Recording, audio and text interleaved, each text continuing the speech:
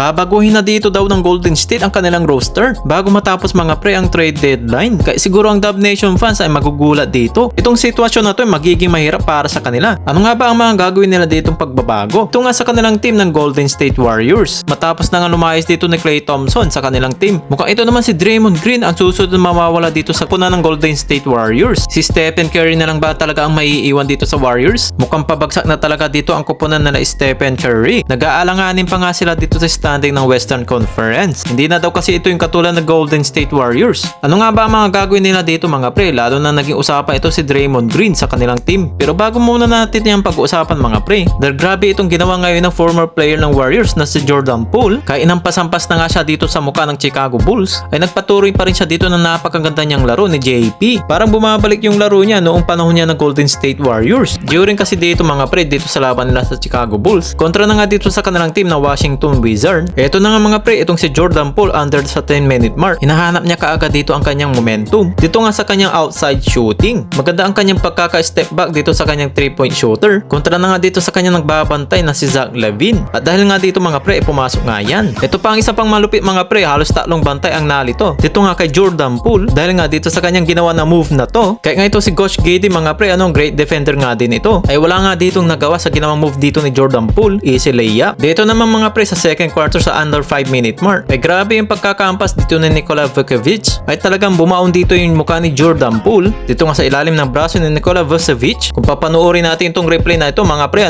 kitang-kita naman dito yung mukha ni JP, lapat na lapat talaga dito yung ilalim ng braso ni Nikola Vucevic. Pero hindi yan magpapapigil dito kay JP. Muli nga siya tumansya dito sa 3-point line. Naiwan dito yung kanyang mga bantay mga pre. Maganda ang kanyang pagkaka-step back. Maganda ang kanyang pagkaka-step back sa 3-pointer. Pasok nga yan. Tingin ko naman dito mga pre, mukhang pumapalo na dito yung prediction ng Washington Wizards. Yung dating nakikita nila dito kay Jordan Poole. Ito kasi talaga yung mga pre yung inaasahan nila dito before kay Jordan Poole. Kaso nga lang dito mga pre, medyo mabigat lang talaga yung binigay nilang rule para dito kay Jordan Poole. Dito nga pala mga pre, nakapagtala siya dito ng 30 points, 3 rebounds with 2 assists. Habang sa kabilang dako naman dito mga pre, nasa alanganin pa rin ang sitwasyon ng Golden State. Meron sila ditong record ng 17 wins and 16 losses. Matapos na nga mawala dito si Captain Klay, mukhang itong si Draymond Green ay handa na rin ibigay dito ng Warriors. Para na nga dito sa team ng Pelicans na nakakahalaga ng $197 million.